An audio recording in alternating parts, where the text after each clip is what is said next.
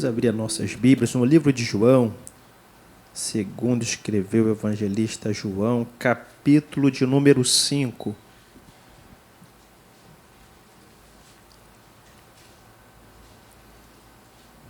Passagem bastante conhecida. Sermos rápidos e objetivos. Capítulo 5, versículo 1 até o versículo de número 9. Eu vou ler o primeiro versículo, a igreja lê o segundo e assim sucessivamente, amém? Diz assim: depois disso havia uma festa entre os judeus e Jesus subiu a Jerusalém. A igreja. Ora, em Jerusalém, próximo à porta dos judeus, um grande chamado Hebreu Betesda, do qual ensinam alguém.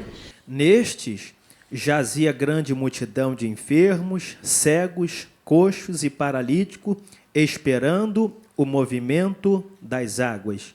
Porquanto o anjo descia certo tempo ao tanque e agitava a água.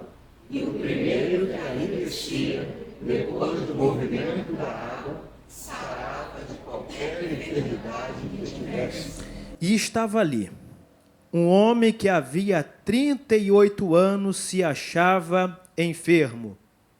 E Jesus, vendo este deitado, e sabendo que estava neste estado havia muito tempo, disse-lhe: queres explicação? E o enfermo respondeu-lhe: Senhor, não tenho homem algum que, quando a água é agitada, me coloque no tanque, mas enquanto eu vou, desce outro antes de mim. Jesus disse: levanta-te, toma a tua cama e anda. Logo aquele homem ficou são e tomou a sua cama e partiu. E aquele dia era sábado. A igreja pode se assentar. Este milagre que Jesus realizou, acredito que é bastante conhecido de todos nós. Eu acredito que todos os milagres que Jesus fez, ele fez com um propósito e um objetivo. Quando nós lemos os evangelhos, nós vamos perceber que Jesus, ele vai fazer aproximadamente 35 milagres. 35 milagres de Mateus a João. E só no livro de João, nós vamos ter 7 milagres de Jesus. Interessante que o evangelista João, ele vai destacar alguns milagres. E só no livro de João, nós vamos ter alguns milagres específicos, diferente dos evangelhos sinóticos, Mateus, Marcos, Lucas, vamos ter alguns milagres que compartilham em Mateus, em Marcos, em Lucas, mas em João, nós vamos ter alguns milagres especiais, só vão encontrar aqui em João. Eu acredito que João ele tem uma expectativa de mostrar esses milagres específicos, que muitas das vezes na teologia vão ser chamados de sinais. E quando eu analiso isso, eu pergunto por que Jesus ele fez esses milagres. E quando eu leio João, capítulo de número 20, verso 30 e 31, diz assim, ó: diz verdadeiramente, Jesus realizou na presença dos seus discípulos muitos outros milagres que não estão escritos neste livro. Estes, entretanto, foram escritos para que possais acreditar que Jesus é o Cristo, o Filho de Deus, e para que, crendo, tenhas vida em seu nome. Note que eu já falei uma outra oportunidade que cada evangelista ele vai apresentar Jesus de forma distinta.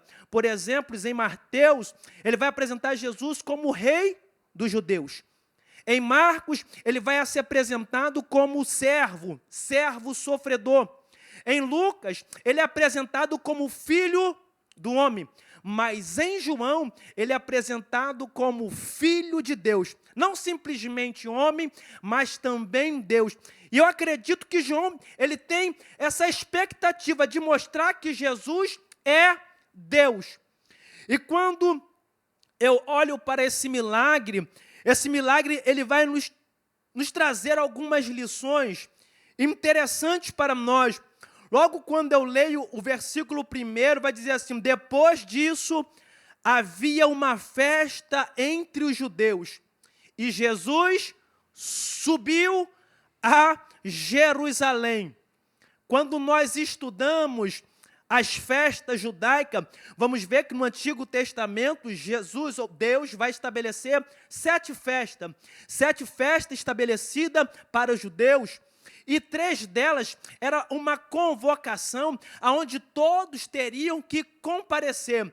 A festa das cabanas, a festa dos tabernáculos e a festa do Pentecostes. Eu não sei qual era a festa que está acontecendo em Jerusalém, mas me mostra que Jesus também participa desta festa. E a Bíblia vai dizer que ele vai subir para Jerusalém. Mas interessante, enquanto ele está subindo, indo para a festa em Jerusalém, ele vai passar em um ambiente, ele vai passar em um local, aonde vai haver pessoas ali dentro, que jamais imaginaria participar desta festa, até porque eles estavam sofrendo, até porque tinham debilidade, tinham dificuldade. E o interessante é que Jesus, mesmo indo para a festa, ele vai dar uma passadinha lá no tanque de Betesda. Mesmo Jesus indo para a festa, ele se preocupa com alguém que está no tanque. Interessante, vai falar assim o verso de número 2. Ora, em Jerusalém, a próxima porta das ovelhas, um tanque chamado em hebreu Betesda, o qual tem 5 alpendres. Neste jazia grande multidão de enfermos, cegos, coxos, paralíticos, esperando o movimento das águas. Interessante é que Jesus está subindo para a festa, mas no meio do caminho, ele vai se deparar com um ambiente onde existem pessoas que não têm a possibilidade, que não podem frequentar esta festa. Mas não é porque eles não podem ir lá, Jesus também não pode aonde eles estão. Mas Jesus sim, ele vai entrar ali. E o que é a porta das ovelhas? Isso aqui me chamou a atenção, porque esse tanque está próximo à porta das ovelhas. E o que era a porta das ovelhas? Segundo os estudos, vai dizer que a porta das ovelhas era onde as ovelhas entravam para serem examinadas, para serem sacrificadas no templo. A porta das ovelhas era onde as ovelhas entravam, seriam examinadas para ser sacrificadas. E aqui eu já aprendo algumas lições. Se eu e você estamos na expectativa de um dia participar desta festa, temos que passar pela porta das ovelhas. Não tem como eu participar da grande festa que irá acontecer, aleluia, sem passar pela porta das ovelhas. E o que é a porta das ovelhas? João vai responder, João capítulo 10, versículo de número 7. Eu sou a porta das ovelhas. Oh, aleluia! Eu e você estamos na expectativa de participarmos de uma grande festa, de um grande acontecimento. E não tem como eu e você participarmos desta festa sem passarmos por ele, sem estarmos nele. Aleluia! Ele diz, eu sou o caminho, a verdade e a vida. Ninguém vem ao Pai a não ser por mim. Tem gente que acha que vai entrar nesta festa de qualquer maneira.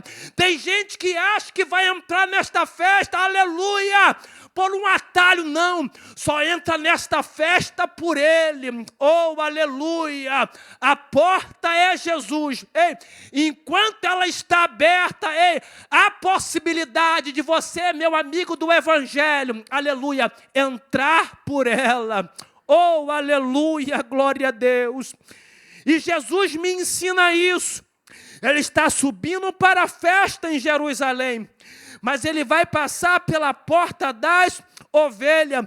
E o interessante é que próximo à porta das ovelhas, nós vamos encontrar este tanque, este ambiente, a qual tem 5 alpendres, e neste jazia grande multidão de enfermos cegos, coxos, paralíticos, esperando o movimento das águas. Interessante que todos que estão ali dentro daquele ambiente têm um desejo em comum, meu pastor. Todos têm a expectativa de ver a água se mexer e ser o primeiro a mergulhar. Porque no ambiente onde ele se encontra, não adianta ser o segundo, não adianta ser o terceiro, não adianta ser o quarto. O propósito deles é ser o primeiro. Não importa o que aconteça, eu quero ser o primeiro. Mas eu louvo a Deus, eu glorifico a Deus, aleluia, que no céu não vai ter essa disputa, vai chegar todo mundo junto, oh, aleluia. Lá não tem disputa de quem é o primeiro, o segundo ou o terceiro, iremos chegar todos juntos, mas no tanque não, no tanque é diferença, no tanque é disputa, aleluia. Eu quero o meu espaço. Eu quero resolver o meu problema. Eu quero resolver a minha situação. Não importa se meu irmão está mais fraco, está mais forte. Eu quero o meu problema sendo resolvido. Mas não, aleluia, aleluia. E Deus, ele vem nos mostrar algumas lições aqui lindas, porque ele entra neste ambiente, pastor. E o interessante é que Jesus entra e parece que ninguém percebe que Jesus entra. O povo está preocupado com o anjo e com o movimento da água. Enquanto é isso, Jesus está entrando. Jesus entrou, o povo está preocupado com o anjo e com o movimento da água. Mas Jesus já entrou. Ninguém percebeu. Ninguém notou. Mas ele já chegou no ambiente. Porque estavam preocupados com o anjo e com o movimento das águas. Jesus tinha capacidade de curar todos naquele ambiente. Ele é todo poderoso. Ele é onisciente, onipresente, mas o que me chama a atenção é que ele vai em um. Aleluia.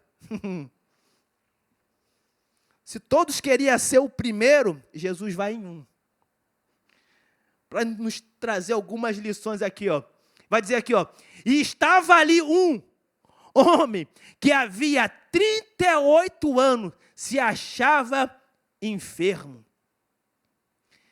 E Jesus, vendo este deitado, e sabendo que estava neste estado havia muito tempo, disse-lhe, queres ficar são?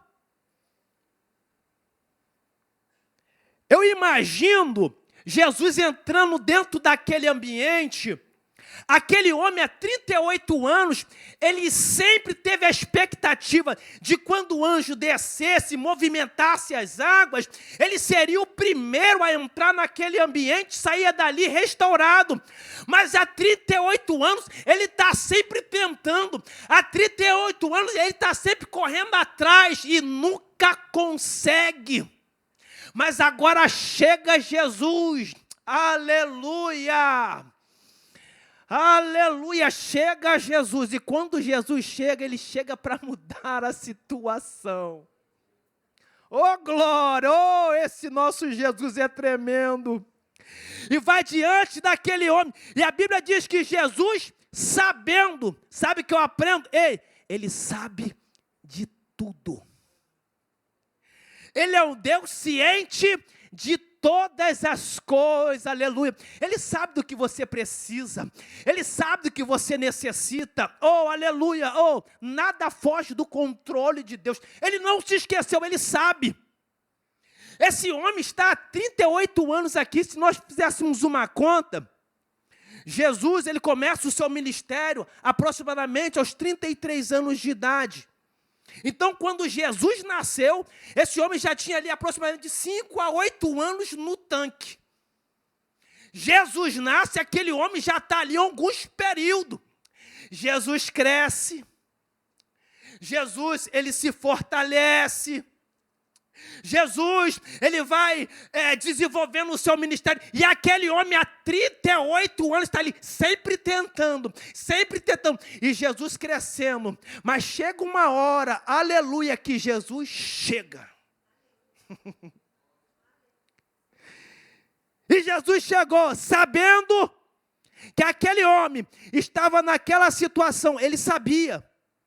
E disse para ele, Jesus vendo, deitado, havia muito tempo, disse, queres ficar são? Eu fiquei imaginando, por que Jesus vai perguntar? Porque ele queria ser curado. Era óbvio que ele queria a cura, mas Jesus vai perguntar. Sabe o que eu aprendo? Jesus, ele é um homem de relacionamento. Ele poderia muito bem chegar na entrada do tanque e expulsar aquela enfermidade, sem precisar falar com aquele homem. Mas ele se aproxima. Oh, aleluia. Ele se aproxima daquele homem. Aleluia. E fala com ele. O que queres que eu te faça? Tu quer ficar são? A resposta daquele homem poderia ser simples. Ou sim, ou não. Mas ele vai falar para Jesus o seguinte. O enfermo respondeu, Senhor, não tenho homem algum que quando a água é agitada, me coloque no tanque. Mas enquanto eu vou, desce sempre outro antes de mim. Eu imagino aquele homem olhando para Jesus dentro do tanque, na sua mente, eu conjecturando aqui, pensando, chegou mais um. Chegou mais um para tirar a minha vez. Chegou mais um para entrar na minha frente. E esse um que chegou, ele está andando. Esse um que chegou, aleluia, parece que ele até sabe correr. Ele vai tomar a minha vez. Sabe o que eu aprendo? Quando a gente imagina, pensa que a coisa vai piorar, é porque ele já está chegando. Quando a gente imagina que o negócio vai ficar mais apertado, é que a vitória já está chegando. Aleluia, aleluia. Ele não estava entendendo, mas Jesus já estava chegando para solucionar o problema. Oh, glória. E ele diz, eu não tenho ninguém. E eu fiquei a me perguntar, cadê a mãe desse rapaz? Cadê o pai desse rapaz? Cadê os irmãos desse rapaz? Cadê os amigos desse rapaz? Não tem ninguém. Aleluia. Mas tinha Jesus. Oh, aleluia. Se nós temos Jesus, nós temos tudo. Se nós temos Jesus, não nos falta nada. Oh, aleluia. Existe um hino que diz assim, Cristo é tudo que Deus pode nos dar. Cristo, a beleza revelada do Pai. Cristo, oh, Cristo é tudo que precisamos. Ele é tudo que nós necessitamos, aleluia. Eu posso não ter dinheiro, eu posso não ter casa, mas se eu tenho Cristo, eu tenho tudo, oh, aleluia. Oh, glória a Deus, aleluia.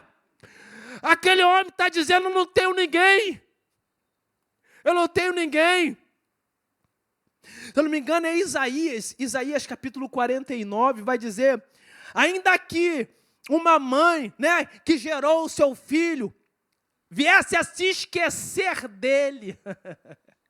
Eu, todavia, jamais, ele jamais nos esquece, ele jamais nos abandona, ele jamais nos despreza, não, ele está conosco a todos os momentos, a todos os instantes. E aquele moço está dizendo, eu não tenho ninguém, e Jesus do lado dele. Você não tem ninguém, olha eu aqui, meu filho. Aí Jesus diz assim, Jesus disse, levanta-te, toma a tua cama e anda. Isso aqui é interessante porque eu acredito que ele nunca tinha ouvido falar isso de ninguém. Talvez ninguém nunca tinha falado isso para ele. Talvez o que ele sempre ouviu, pessoal, é minha vez. É o meu momento, fica para a próxima, espera mais um pouquinho, mas chegou a hora, aleluia, que Jesus chegou na vida dele. Levanta, não precisa entrar não, meu filho, você não vai precisar esperar mais nem um pouquinho não, levanta e anda, oh glória, aleluia, ei. A palavra dele tem poder, a palavra dele tem poder, oh glória, aleluia. E no mesmo instante, a Bíblia vai dizer que aquele homem se levanta. Se levanta e começa a andar. Versículo de número 9. Logo aquele homem ficou são e tomou a sua cama e partiu, e aquele dia era sábado. Isso aqui é interessante, meu pastor Mateus, porque o sábado para judeu era um dia de descanso, era o 7º dia, e o 7 na Bíblia ele tem um simbolismo, um significado. O 7 simboliza completude, aquilo que é perfeito. Sabe que eu aprendo aqui? Porque existem detalhes que os escritores colocam para a gente tentar entender, buscar. Porque ele fez questão de botar. E aquele dia era sábado. Sabe que eu aprendo aqui? É que Jesus vai sempre ter o dia perfeito para fazer o que ele precisa fazer na nossa vida. O dia que ele vai realizar o que ele tem que realizar na sua vida, vai ser um sábado. O dia perfeito. Pode ser que seja hoje esse dia perfeito. Possa ser que seja amanhã, pela manhã. Essa semana possa ser que seja o dia perfeito para ele realizar o que ele tem que realizar na sua vida. Mas vai chegar o sábado na tua vida. O sábado chega. O dia perfeito chega. E o que me chama a atenção é que Jesus faz o milagre. O homem sai dali curado. E parece que as pessoas vão começar a se incomodar agora. Versículo de número 10. Então os judeus disseram àquele que tinha sido curado: é sábado. Não te é lícito levar a cama. Oh, incômodo aí. Jesus fez, Jesus realizou, agora vai sempre ter alguém para criticar. Enquanto o homem estava na cama, ninguém falou nada. Enquanto ele estava com as costas na cama, ninguém falou nada. Mas depois que ele botou a cama nas costas, aí se levanta. Aí quer se levantar, aleluia, ei. Mas deixa falar, deixa reclamar, porque quem fez foi Deus, e Ele é Deus do sábado. Quem deu ordem para carregar a cama foi quem é maior do que o sábado, aleluia. Então obedeça, faça o que Ele manda, Porque os judeus ali, disseram àquele homem: ei, é sábado, não é lícito te levantar a cama. Aí ele disse assim, e ele respondeu: aquele que me curou, ele próprio disse: toma a tua cama e anda. Quem mandou foi Jesus. Não foi o rei, não foi o sacerdote, não foi foi Jesus. Se foi Jesus, então obedeça, porque ele garante. Oh, aleluia! Aí perguntaram-lhe: quem é o homem que te disse, toma a tua cama e anda? E que fora curado, não sabia quem era, porque Jesus se havia retirado em razão de naquele lugar haver grande multidão. Nenhum homem sabia quem era Jesus. Sabe que eu aprendo, aleluia. Às vezes Deus faz algo na vida do ser humano, é simplesmente pela graça. Não somos merecedores de nada. Oh, a Bíblia vai dizer em João, capítulo 3, 3,16, é o textuário. E Deus amou, Ele amou o mundo de tal maneira. Não precisou, partir de mim, não, foi dele. Ele amou o mundo de tal maneira que deu o seu Filho, para que todo aquele que nele crê não pereça, mas tenha vida eterna. Isso é graça. O homem não conhecia Jesus, mas Jesus o curou. O homem não orava, mas Jesus o curou. Ele não fazia teologia, mas Jesus o curou.